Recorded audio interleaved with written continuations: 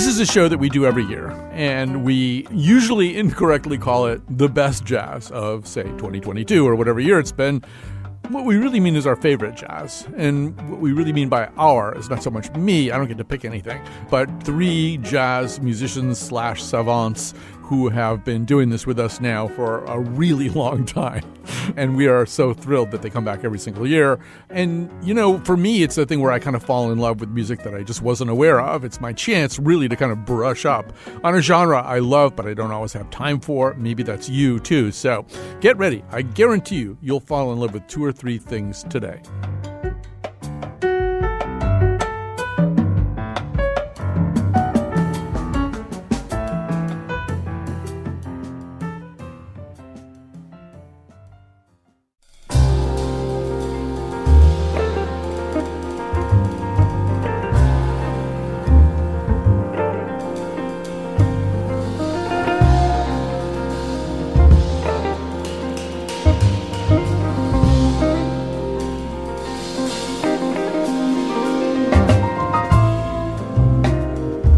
Thanks for the way you've cared. Thanks for the love you shared. Fighting when no one else dared. When I need you, you're always there. So shine a light, shine a light, shine a light, shine a light down on you.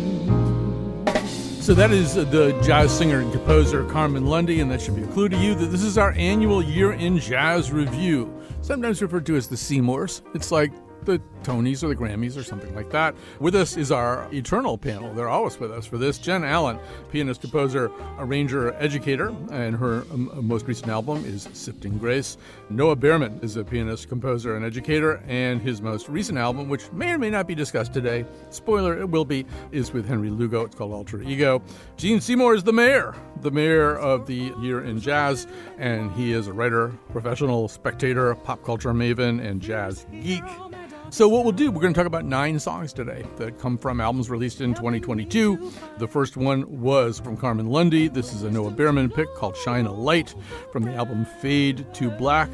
Carmen Lundy's been around kind of like as long as any of us have, except she's been singing the whole time, right? Decades and decades?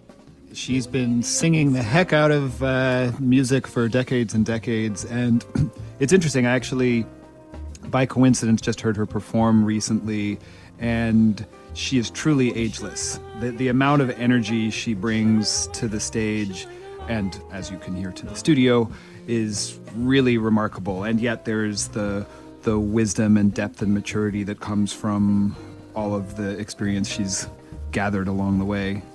So the album's 11 originals, and I think they are sort of reflections on life and history, and they include a whole bunch of terrific musicians, including a name we seem to be saying a lot these days, guitarist Andrew Renfro, who was a pick by Jen Allen last year for his album, and he's actually on another album we'll be talking about a little bit later today. But so yeah, let's hear from the rest of you. So Jen Allen, I assume you're also aware of this album, and give us your thoughts about it.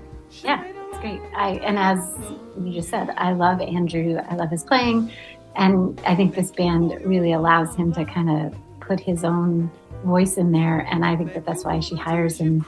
The band is phenomenal. The players bring a new, fresh kind of take to this music. And I love it. So, yeah. So, Mr. Mayor, I mean, we got a lot of vocalists this year, and particularly if you step back and look at everybody's, we're dealing with everybody's top 3. If you looked at the top 10, I think we'd even pick up a few more vocalists here. But so, what's going on? Are jazz vocals like having a good time? I don't know. I'm not sure exactly why. More so this year than others. There's always a good crop. Sometimes not as much of a crop as in, say, a year like this. Like everybody else, I'm inclined to blame or credit the pandemic for certain trends becoming extant, and perhaps because singing has always been kind of a gateway to jazz in general, there's all this pent-up energy that has somehow burst forth, or at least pent-up attentiveness to the human voice that may account for some of this emergence. Because as we said, we got a lot of singers this year. Yeah. So anything you want to say specifically about Carmen? Oh, I can't add much to what everybody else has. I mean, she's one of these people who have always been there somehow. I don't want to say that I've been around so long that I've taken her for granted, but I have taken her for granted. And it's really kind of an awkward thing to be able to say that you take, gifts such as hers for granted, because she has such a wonderfully, I don't want to use the word sultry because I think it's overused too much, but she always brings those qualities to what she does. And the fact that these are originals, is what makes this so exciting, because music has needed more original material from everywhere. And again, we're going to get into that more as we talk about more of these vocalists. There's something very satisfying and appropriate, I think, that we're starting out with her. All right. Well, we're going to zig and zag right along here. Every year I think there are at least a couple of albums that if they didn't get picked by one of the panelists, they would have gotten picked by one of the other ones. One of those albums, I believe, is the new one by the saxophonist Miguel Zenon.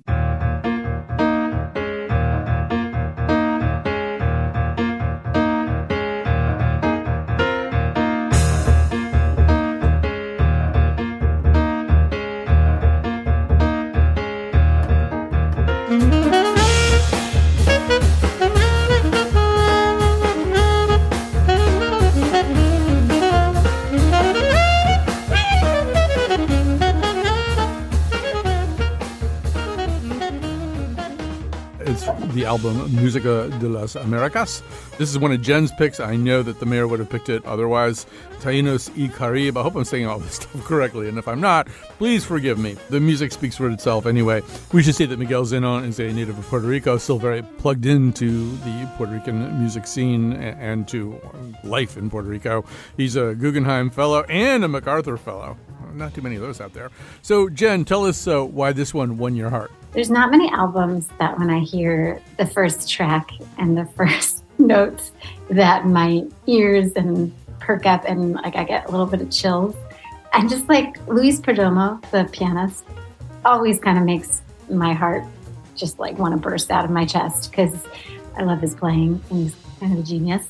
And then Miguel's music on this, I couldn't stop listening to this album. That doesn't happen a ton with me. And so it had to be one of my picks. The music is high level. It's very difficult, but they make it sound so easy and just fluid. And I love the narrative that Miguel puts into the music. He's a musician who is so very thorough. I got to see him at the ISJAC conference, which is just the International Society of Jazz Composers and Arrangers and Composers. And he was the guest speaker. Getting to hear him speak just made me just fall in love with him a little bit more as a composer, because he does the research. He is so into the culture of Puerto Rico, not just Puerto Rico, but of a lot of the Americas. And if you read all the liner notes for this album, it kind of tells you about it. And so I don't need to kind of rehash that out. You can just go on Bandcamp, purchase it, read all the notes that he said. But he is somebody who wants to do the research on the music and then bring it out. And you can hear it in there. And it's just such high quality that I just love it. Yeah, we should say that he has a longtime quartet that is represented on this album, but also some interesting special contributors, including an illustrious Puerto Rican ensemble called Los Planeros de la Cresta. And so, Mr. Mayor, I think this is also certainly on your top 10. It might have been in your top 3 if you didn't get Jen to cover it for you. And I feel like he's been on lists for our show every year. I don't think he's ever sort of been the final 3 of anybody, but I just know we've had conversations about him before, and I don't know that much about any of this stuff, but I notice that the way he plays saxophone, at times he seems like he's just wringing every possibility out of this instrument. I think I said in my initial emails, I mentioned the saxophone just gets tired at a certain point. Oh, please, just put me down for a couple hours. I can't do this stuff anymore. But he's really inventive in how he plays. Well, he's like you say, he's certainly a perennial on my list over the last decade and a half at least. And what always makes him interesting, besides the fact that you know exactly who it is the minute he plays. I mean, Jen's right. You hear the first 2 notes and you know exactly who it is, and you know exactly what he's going to do, and then you're surprised by what he does do. He's one of those very rare individuals who leads with his learning, and he has incredible intellectual resources, a great grasp of the history and the heritage of his sound, not just of Puerto Rico, but also the rest of Latin and Central America and South American music. But he never, you never feel an intellect coming at you, you know? It's all viscera when it comes at you. And yet, even as you're feeling the emotional impact, you're learning something. I mean, you're absorbing something that's beyond just the intellectual and the contextual stuff. You're feeling the force of that history. You're feeling the soul of that history when he plays.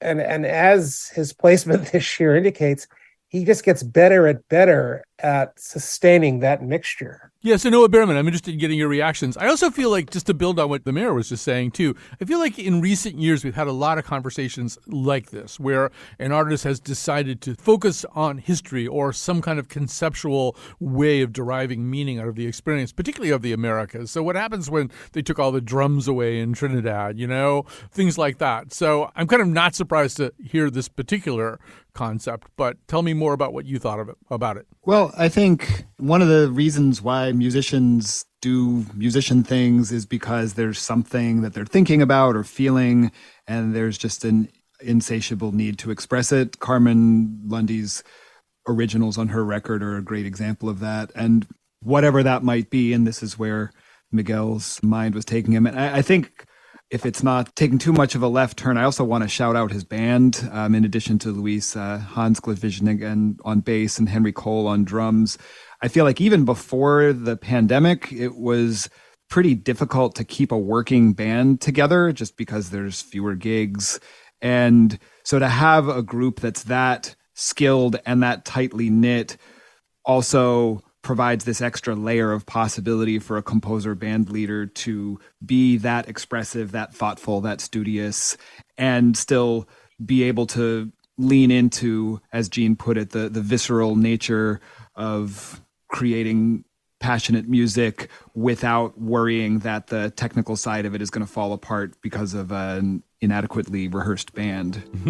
Yeah, we'll be talking about that more, I think, with Jonathan Barber, too, is in a similar situation. But let's get over to one of the mayor's picks. This is another one I just feel like it could have been everybody's. Ryan Keberle's Collective do Brasil. I'm gonna mispronounce so many different things in so many different languages today. It's going to be exciting. The Gene pick is Cio da Terra. This is from the album Sonhos da Esquina, and this is very specifically kind of Brazilian collective. We should say Ryan Keberle is a trombonist, was a Jen Allen pick in 2016, and also appears in one of Jen's favorite albums from this year, Harmonic Alchemy.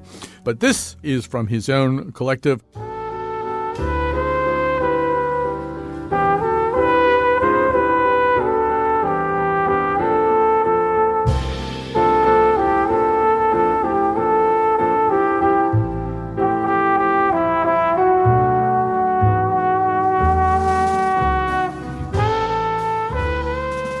Gene Seymour, tell us about this album and why you fell in love with it.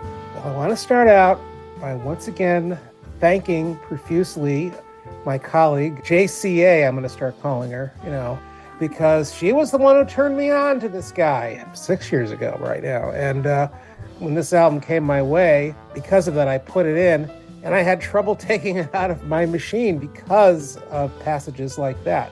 This is a group of musicians in Brazil that Ryan Keberle, he heads the jazz department at Hunter College.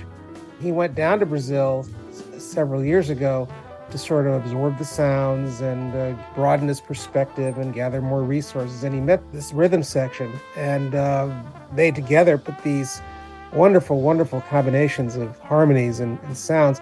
A lot of them derive from some of the songwriters, the great songwriters of Brazil, like Milton Nascimento and people like that.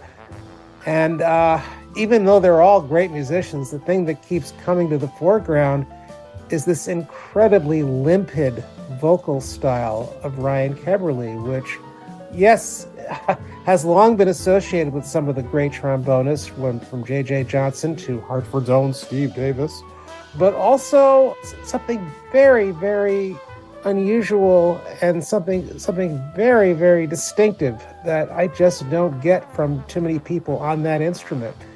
So I know he has other groups that he's done, including, I guess Jen's going to mention one of them, but there's something that makes you wonder why nobody else seems to know, not as many people know where these beautiful sounds are coming from and where they've been going and where they've been probing over the last several years. Yeah, I do want to say that, one thing that I do, I take a lot of the stuff that's from your top 10 lists and I make a playlist, and this time I just kind of added it to a playlist that had a lot of stuff from previous shows that we've done together, and then put it all on shuffle. And then I would sort of have it in my office when I'm working, and my head would pop up from time to time, and 75% of the time it was a Ryan Keverly cut. There's something about him, something about the way he plays and the music he composes and the way he works with people that just grabs your attention right away. But Noah, you should chime in here too. Ryan, if you're listening to this, I'm sorry that I've never put you in my top 3 for one of these shows yet. One of these years. Seriously, I'm a big fan of his music too. And it is interesting how eclectic he is, playing with ostensibly pop musicians, doing straight ahead jazz, doing Latin jazz, doing third stream sort of classical crossover stuff. And I find it really interesting. And this is true of other great polymaths also, how there's something unique about his conception that you hear come through in all these settings, even as he's able to adapt to the aesthetic and technical needs of whatever the music is he's engaging in at that moment. All right, Jen, you're already on the record about Ryan Keverly, but anything you want to say specifically about this album? He's an amazing musician. This wasn't one of my top picks, but I love this album too. I liked his Reverso album. He had another album come out this year, which is in another kind of realm, like more in that classical crossover, but it's great. So check him out if you haven't listened to Ryan Keverly. Yeah, Reverso, we should say, I think the titular artist is Harmonic Alchemy, which is, once again, another kind of collective. All right, we're going to take a break. We're going to come back after this.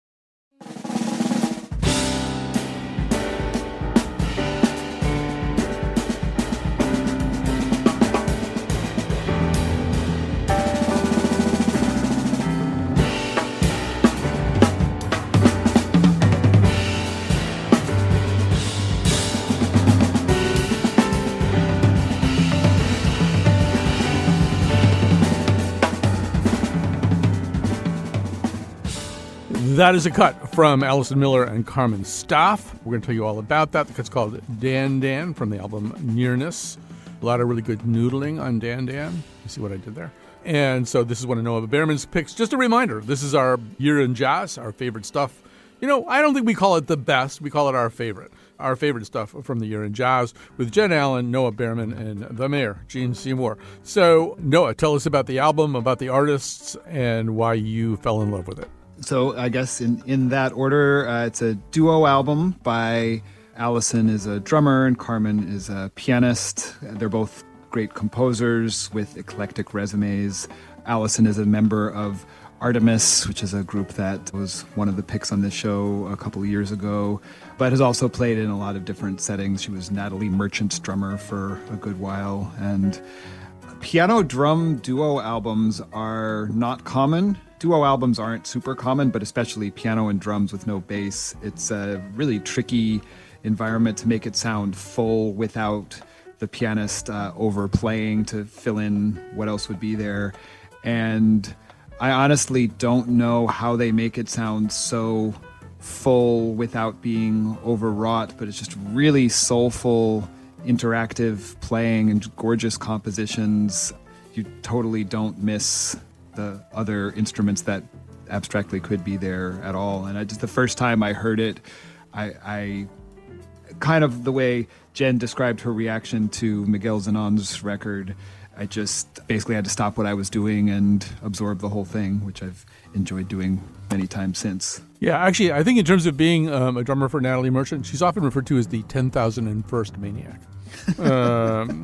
It's like being the fifth Beatle. So yeah, Jen Allen, how about this album? Was it on your radar before Noah steered it towards us? Yes, but I didn't actually, I hear about so many people's music, but sometimes I don't get to it right when it comes out. And so it was like a reminder of like, oh yeah, I need to check this out because I know Carmen and I have so much respect for her. She is kind of a beast on the piano. She just knows what to do and when to do it. And anybody who's worked with her or heard her knows she's amazing. I'm less familiar with Allison, but I know who she is. So it's just kind of like getting refamiliar. So thank you to Noah to like bring it back on my radar and like get to check it out. And yeah, piano duo with drums is terrifying. As a pianist, I'd be like, but that's so normal. Yeah. How about you, Mr. Mayer? Well, first of all, I have been a fan of Alison Miller's for quite a long time. As a matter of fact, I only found out after I became a fan of Alison Miller that she had any relationship with Natalie Merchant. That came as a surprise to me. Not a surprise, but it's just that, we come from many places, as they say. And for some reason, this past year, I've been paying a lot of attention to the sound qualities or the tone colors of drummers, of trap sets, and the way drummers have been getting some of those diverse tones to work as though it was a frontline instrument. Now, I know you can get carried away with making the drum too much of a frontline instrument because, after all, the chief obligation is to keep time, which, of course, she does spectacularly well. That's the other thing about her that doesn't get talked about very much.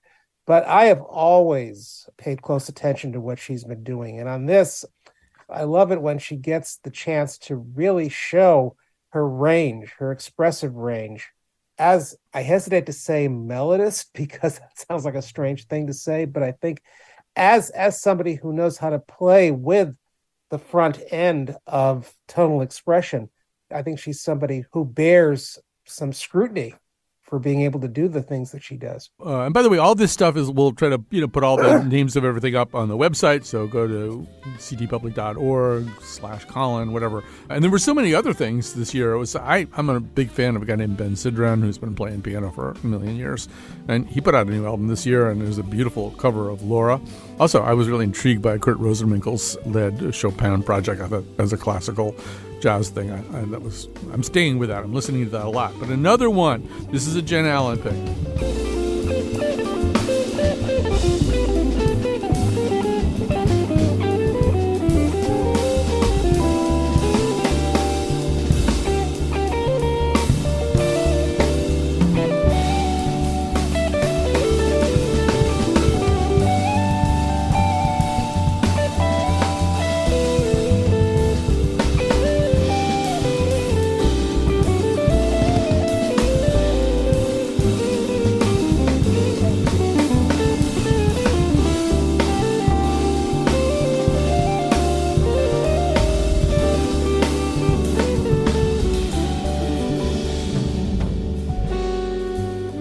This one is going to be on my playlist for a really long time. It's by Jonathan Barber and Vision Ahead.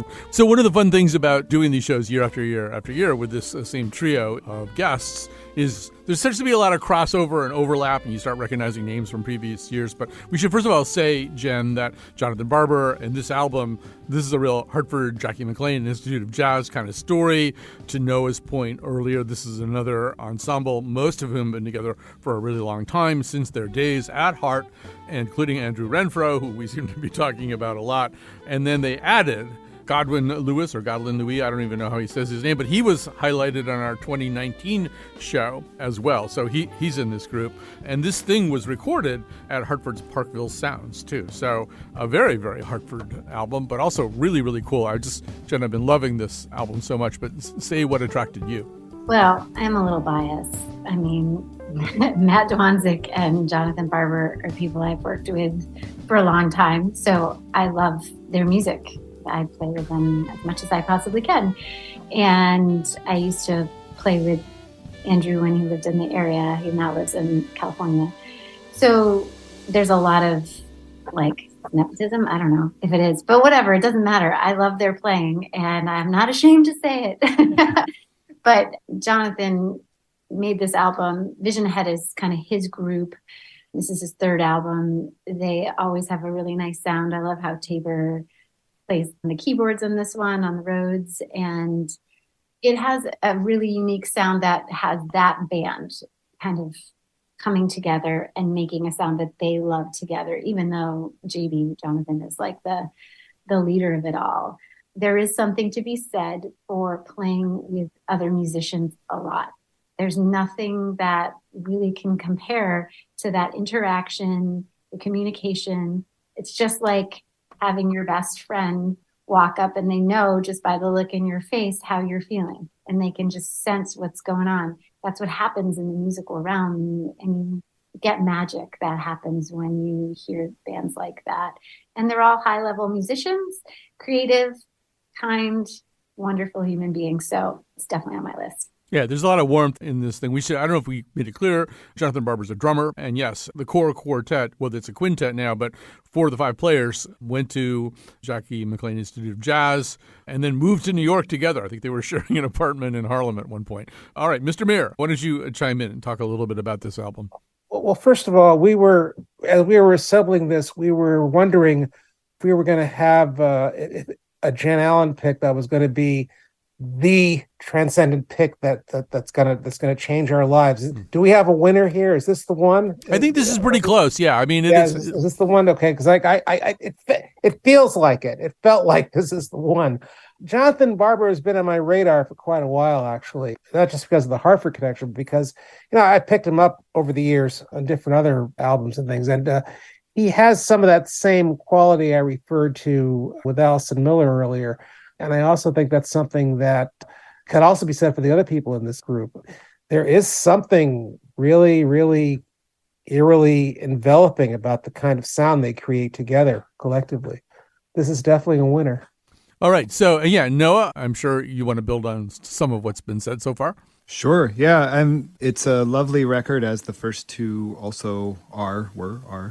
And I guess sort of piggybacking also on what Jen was saying about how much these folks have played together. I think about how Jonathan and Carmen Staff played on Chris Allen's wonderful new record, and Jonathan and Chris played, and Andrew, I think, played on Matt Dwanzik's new album, which is also lovely. And there's this extraordinary cross-pollination, which honestly, as we're talking about it, is one of the things that made me want to become a jazz musician in the first place, just that level of community. And it's beautiful to see how it's manifesting with some of these young musicians who I've been hearing about since they were students, all grown up now and making really mature, soulful music. All right, so we're going to segue from there to one of Gene Seymour's picks. This is the vocalist Samara Joy. This is Nostalgia, parentheses, The Day I Knew, from the album Linger a While, again, by the vocalist Samara Joy. I figured after all this time and all these years together, all the memories made, that you would be tired by now. It should have grown dull or stagnant, but with each passing day there's never a moment I regret saying hello, miss. How you doing? I would like to know you. You brushed me off immediately, gave me the coldest shoulder I've ever received, which made me want to get to know you even more. That's when I ran into you at the bookstore, your hair pinned back while... Mr. Mir, this is a really interesting album by a fairly new vocalist. She's got a big TikTok following, which is something that's entered every phase of creation these days. And what we just heard here was something called Vocalese, which she does on a couple of cuts, not all of them, where she's basically transcribing a well-known solo and writing lyrics to it and singing those lyrics. But the album is it's got a mix of different things, right? She kind of takes a pretty straight-ahead approach to some songs and then does stuff like this as well. Yeah, I feel mortified to say that I approach this with the kind of bias of, oh boy, somebody in their 20s who's working within the tradition. How new is that? But as soon as, again, it's one of those things when you first hear the recording come up and you are struck, first of all, by the incredible depth of her vocal quality and how so much more mature she sounds than a 23-year-old should sound.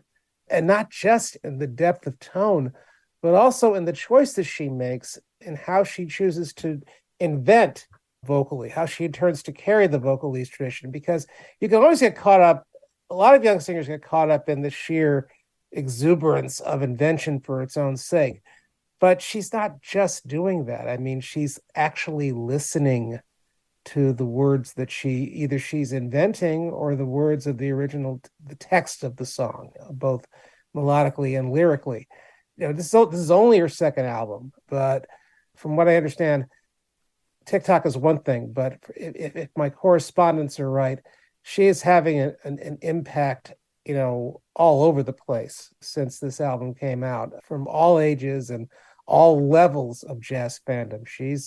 I don't think you should call her a sensation exactly, but she's pretty close. Yeah, so I don't usually weigh in too much on these things, but I love vocals, and she does Can't Get Out of This Mood, which is, a Frank Lesser, Jimmy McHugh tune that I think should be done more. I think people are a little bit intimidated by the Nina Simone version, but it's just a great song. The singers should sing it more. She does, I think, a pretty straightforward version of that. She also does I'm Confessin', and there she's also doing some vocalese, transcribing a 1952 Lester Young solo and creating lyrics for it. But, I'm Confessin', it always sounds to me like it was written like last week. It was written in 1930.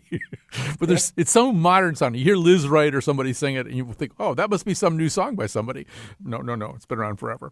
So, yeah, Noah, why don't you get us going? Give us your thoughts about Samara Joy. Yeah, it's lovely to hear, I guess, once again, someone especially young here playing that mature or performing that maturely. I said playing partly because I was thinking of Pasquale Grasso, the guitarist and primary collaborator on the record, who also put out a really nice album this year. But yeah, when I enjoyed this record, and then when I heard the track that Jean picked and heard her do this Fats Navarro solo, and I'm like, oh, who wrote that vocalese? And I looked it up and realized that she had done it herself, which only added to my admiration. Yeah, she took a jazz transcription class from the trumpet player John Faddis, and I think that's kind of what turned her on to a lot of this stuff. So, Jen, you get the last word about Samara Joy, at least for now. I guess I'll just push back a little bit on the word mature. I don't think that just maturity makes anybody a good musician. And I think in all realms of music, we focus so much on people's age. And I feel like that does us a disservice of just listening to music for music's sake. The music she makes is beautiful. It has a depth to it that is, I think, what we're trying to say. But I just personally hate that we focus so much on somebody's age. And I sometimes cringe when I see standards on albums too much, which is funny because my next album has lots of standards on it. But this one, I love it because standards are beautiful. But what can happen is the musicians don't put a lot of interesting stuff in there, and it can just be playing a standard, which for me, I don't want to listen to. That's just my personal opinion. But when she does it, it has that kind of depth that I am pulled in, and I'm like, reawakened, like you all just said, to how lovely a song is again and how much I like that song. I think it takes a lot of courage to cover Misty because this has been done so many times, stuff like that. She covers it. I have a through line. She covers Misty, which is an Errol Garner tune with a Johnny Burke lyric, and Noah and Henry Lugo cover But Beautiful, which is a Burke and Van Heusen song. I noticed these things because when I was a little boy, I met Johnny Burke. All right, we'll take a little break. We'll come back. Perfection, heaven's very essence, I believe you're all I'll ever need. Long as I live, I'll love you for all eternity, and I'm so glad you chose me.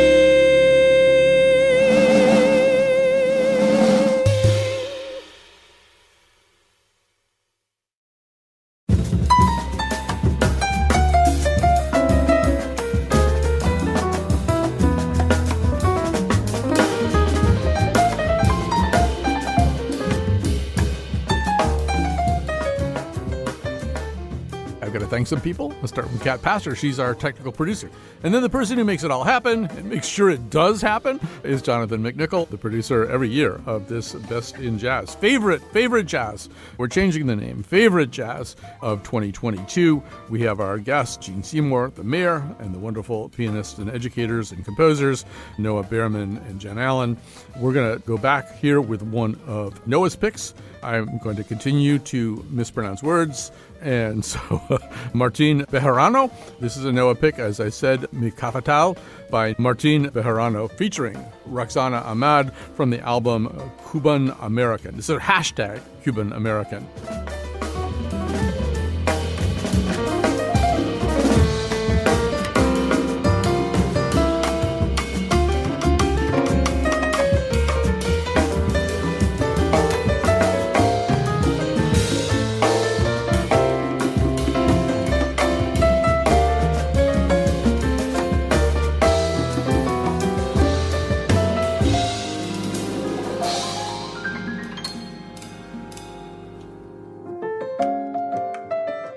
Noah, this album's turning out to be a lot of fun for me. Tell me about it, why you picked it.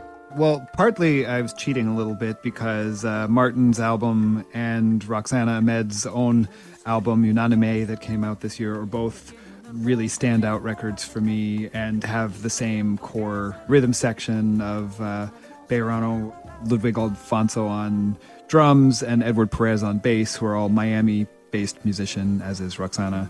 And I first heard Martin play in Roy Haynes' band, playing really fiery, straight-ahead stuff.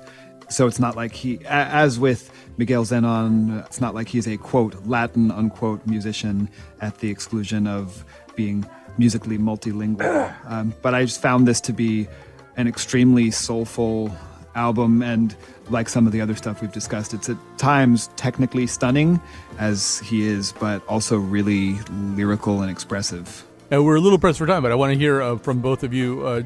Jen, any particular take you want to give us? I was completely unaware of most of these musicians before Noah brought it to my attention. So I'm just grateful for that, because it's always lovely to hear about new musicians who are making music at a high level, and that can inspire me. So I'm grateful for that. And Mr. Mayor. Ms. Ayed was also on my radar this year among the many vocalists who were out there this past year. I like that album a lot too. I wasn't as familiar with this one, but I got to say, it really does kind of, grab you by your coat, as you say, because of the very strong and assertive. And again, we should probably say that, there we are. Vocal and Latin seem to be the big deals for the past year. And maybe, again, that's part of coming back or recovering our connection to jazz and having these two primal forces just sort of push us back to why we like the music in the first place and what we get from it emotionally and viscerally. So speaking of finding out about new musicians, this is certainly the case with Jen's pick. I don't know how you say this guy's name. Is it Noah Behrman?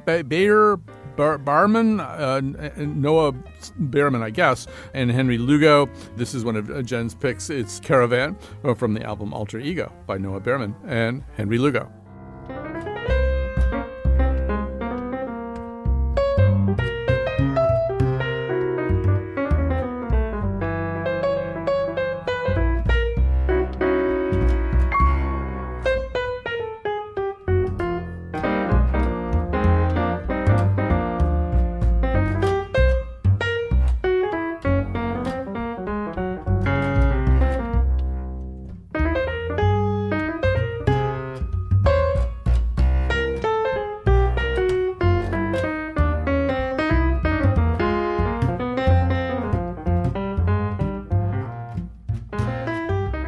Jen, who is this guy? I've never heard of him. Well, if you haven't heard Noah, you are in for a masterclass on, number one, how to play the piano, and number two, how to play some jazz standards, and number three, what jazz history and music history, period, is. I didn't just choose this because I love Noah and he's on this show. I picked this because I was playing this in the car the other day with another musician, and they're like, who is this? Like, just shocked because, you know, especially on this track, I picked this one because you get a master class on different styles of music. You can hear monk, you can hear like a little bit of free sound in there, and then comes back to like some like two-hand lines that are really bebop influenced, but you get a little bit of gospel, a little bit of soul, a little bit of everything on this whole album.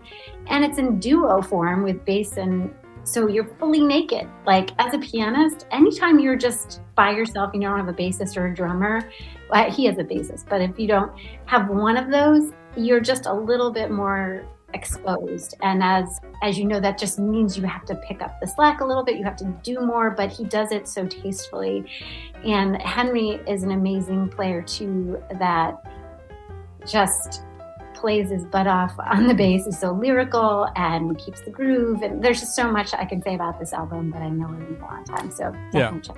I do want to say Henry Lugo also appears on one of the shows that if you go on our website now, there's a kind of a digest or list of sort of a getting to know you if you had never heard our show before. And one of those is a live jazz show that we did at Watkinson School.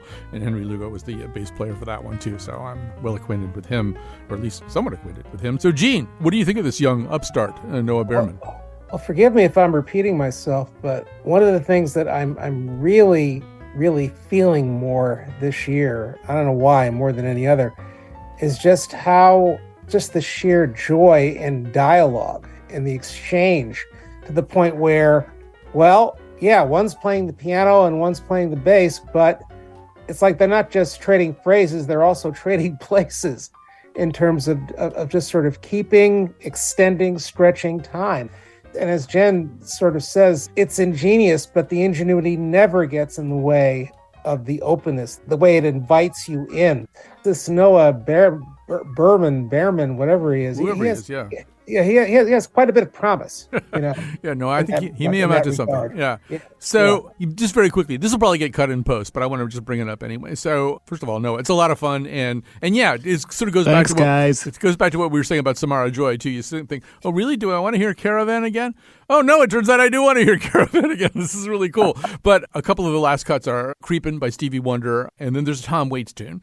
And this is what's going to get cut in post, but I want to ask it anyway because it's been on my mind, which is why I love Tom Waits. Tom Waits, there's going to be a Tom Waits song when I die at my memorial service. That's how much I like Tom Waits. Whoa. But I'm always intrigued by why jazz people are attracted to him, because they don't, it's not obvious to me, but it's sort of, everybody sings him. You find like some jazz singer in Sweden and she's covering a Tom Waits tune. I don't know. Is there something about his music that I'm not entirely seeing that lends itself to jazz?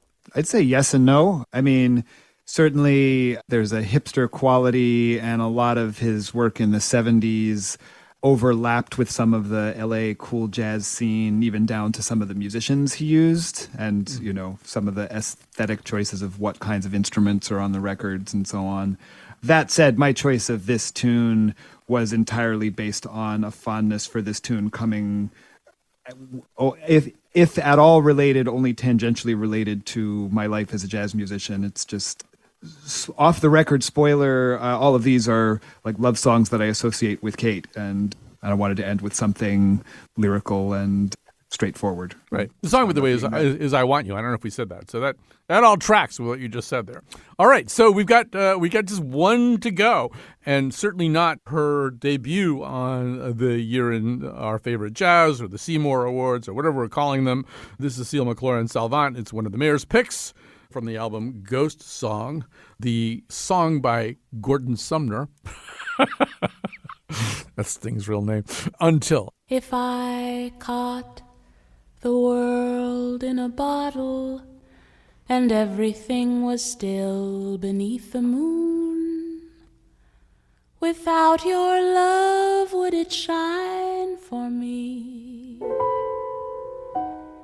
If I was smart as Aristotle and understood the rings around the moon, what would it all matter if you loved me?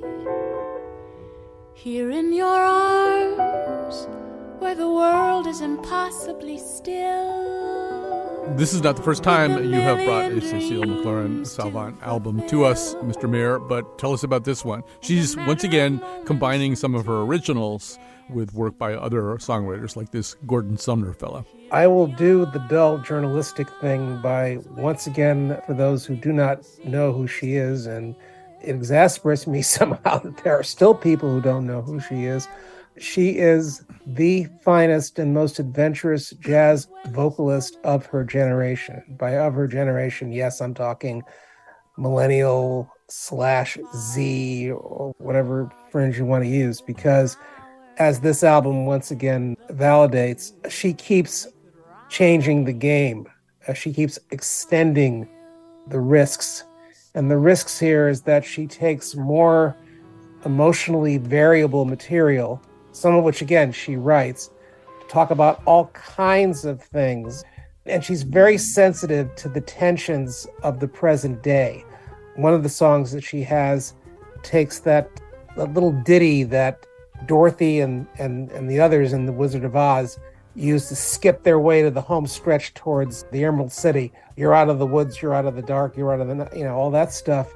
And she does it in a kind of a sing-songy, chipmunky way to sort of get into this, the way we've all been grasping for some kind of relief for the last 6 years, and then settles into a song by Greg, remember Porter. her name? Greg Porter? Greg Porter, yeah.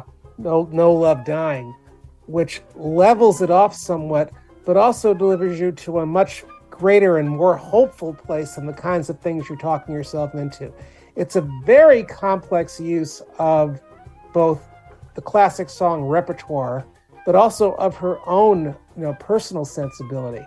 And that's why when she takes chances like this and almost completely pulls it off, she bears watching and also bears all the honor she deserves for this. So yeah, Jen Allen. I mean, it is sort of interesting to have a new jazz vocal star. There are a lot of really good jazz vocalists, but it's tough to break out. There isn't even really the model to create a new Tony Bennett or something. But we have one here. So what are your thoughts?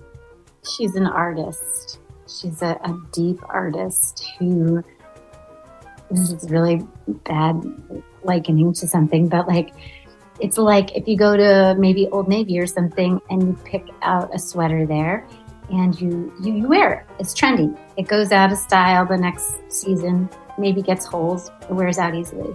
But maybe you go to a store where you have to pay a little bit more money, but the sweater will last you 20 years because it's so well made and made.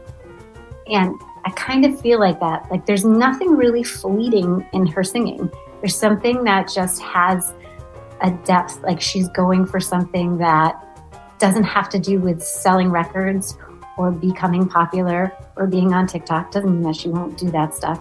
But I'm just saying that when I hear an artist and they love the music, it shows. And it has something that connects me back to the earth.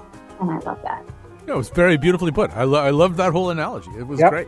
So Noah, you're going to get the last word. You probably would like to shout out. We do a certain amount of Hartford log rolling around here, only because jazz was invented in Hartford, Connecticut. I don't know how many people are aware of the fact that jazz was invented here in Hartford, Connecticut. But we do have somebody who learned to play here in the community who's playing on this cut. Alexa Tarantino playing flute here. Yes, a Hall High graduate.